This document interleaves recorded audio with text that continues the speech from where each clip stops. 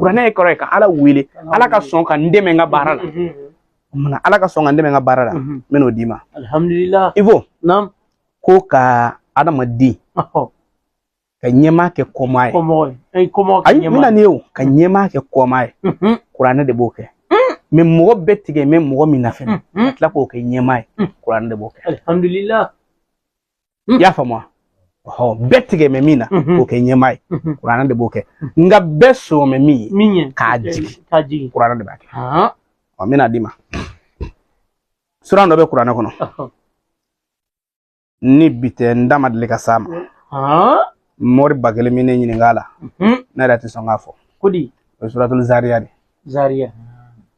suratul Zariya voilà suratul Zariya Ivo sabe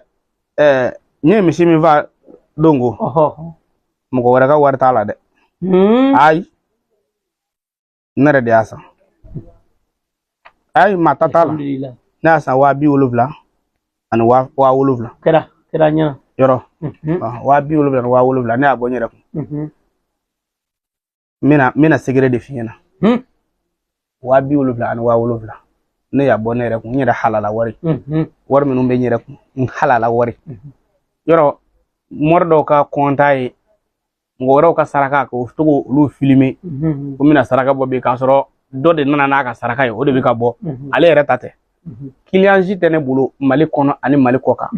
ko ne yɛrɛ bɛ saraka mɔ n yɛrɛ ye k'i bɛ se ka bɔ a bilahi talahi bilahi a tɛ ne bolo ne bɛ min bɔ n yɛrɛ ye k'i bɛ se k'a bɔ ne t'a dɔn parce que ne bɛ nafa dɔ dɔn ka Ala wele la quoi e b'i kelen de dɔn maa ba joli de bɛ na ne nɔfɛ ne b'i miiri olu mago bɛ ɲɛ cogo di ni bakiluya tɛ se k'o ɲɛ n bɛna suratul Zariya de d'i ma alhamdulillah suratul Zariya ni maa min ma dɛsɛ n'i bɛ Zariya kalan i kan ka misi de faa i dɛsɛnen se t'i ye i bɛ sagajigi ko ale san k'a faa n bɛna n'aw ye n bɛna bilahi minnu b'a fɔ ko kuranɛ t'a ɲɛ a t'a tiɲɛ u t'a dɔn a ye tile écouter wallahi u t'a dɔn a y'a enregistré ne bɛna suratul Zariya di aw ma alhamdulillah suratul Zariya ne bɛna d'aw ma kuranɛ fandan k'a kɛ setigi fandan k'a kɛ setigi ne tɛ sɔn ka date de di mɔgɔ ma parce que munna Cherif Ousmane Madani Haidara a y'an permiti k'anw ka baya kɛ an ye baya kɛ i y'a faamu an ka baya nin kɔnɔna na an ka k'an janto an ka kumakan na kumakan na ye jumɛn ye mɔgɔ wallahi maa caman ma Haidara valeur dɔn wallahi billahi mɔgɔ ba kelen Haidara valeur kɛ jamako ni tɔnko ngalon don jamako ni tɔnko tɛ dɛ ni ko dɔw sera ne ma ne bɛ miiri de n ye baya kɛ e cogo dɔn dɛ a to i ka dɛsɛ nka i kana ban dɛsɛ nka kana ban dɛsɛ ye jumɛn ye karisa y'a ka baara di ma n y'a kɛ k'a kɛ nka Ala ma sɔn nka ban ye jumɛn ye ka karamɔgɔw ka fɛn minɛ k'a dun i m'a kɛ o de ye ban ye Ivo suratul Zariya min n'a bɛ kuranɛ kɔnɔ a aya bɛ bɛn aya 60 o ma 60 juste a bɛ bɛn o de ma aya 60 i y'a faamu suratul Zariya n'i ye fandan dɔ ye dugu kɔnɔ yɔrɔ a y'a lamɛn mɔgɔ dɔw b'a fɔ hali o don est-ce que dɔ m'a fɔ de ya mɔgɔ dɔw ka so setigi t'a la n'u mago jɔra wari la ka taa dɔnɔ maa tɛ u la bilahi talahi a bɛ sɔrɔ min fɛ a fɔ ko a ka Zariya kɛ mɔriden dɔ ye nin fɛ a t'a kalama ko ne bɛ Zariya ko dɔn quoi a nana sigi k'a lagamu ne ko n ko cɛ sabali sa i bɛ ka Zariya fɔ cɛ min b'a dɔn n ko Zariya aya n ko 60 tɛ yan n ko e b'a kala siɲɛ jɛlɛ k'ale b'a kala siɲɛ 60 n ko nka Zariya yɛrɛ segerenin dɔ de b'a la ye segerenin dɔ de b'a la ye e m'o dɔn n'e kun y'o dɔn i bɛ kɛ fɛn ye n ko Zariya saraka ye mun ye ale fendo fo ngote zaria saraka to shi ha nabila ibrahima atlela ala e zaria saraka de ibrahima ma mishi melekew de nana ibrahima e mishi de kande melekew ti duminike ya fa moi ibrahima sabe ni feka chewda mishi ka saraka ide ha qur'ana ka saraka nabila musa naga magota saraka kala jme mishi suratul bagara ebe sura jme ndo qur'ana kono ko bi fo ko bagara ati o ebe kira jme ndo ko bi fo ko ibrahima ha ebe kira jme ndo birama ko fe ko bi fo ko nabila musa musa ka perebu kira mishi ndewa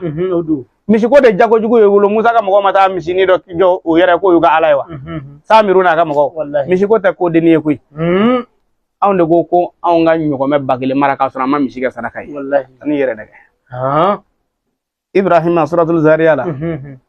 asragati mishi di iba kala suratul zariyat alamere iba kala shin bi woro me yoro do de bi ni sirai ibi hakili to o yoro ina kosobe yoro jme mina dima sisa ngoy qur'ana dayela akamadi qur'ana ko ibita aya muka ani nani katabla aya muka ani duru ya famu aya muka ani nani ni aya muka ani duru alamede afamno ni sirai o aya fly ni bika kalanke isi hosi o yoraima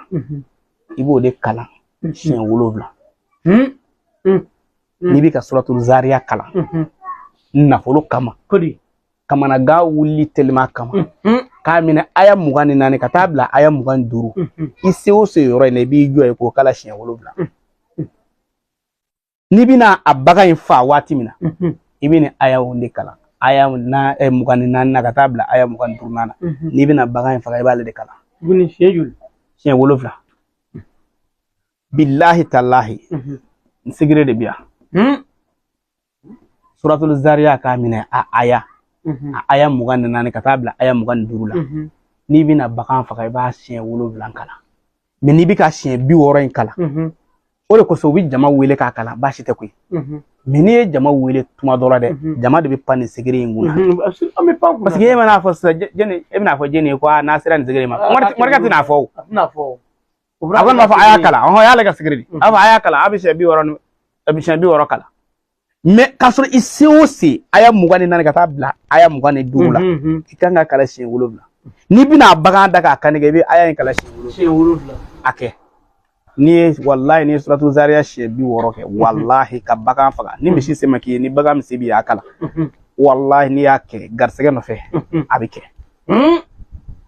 abike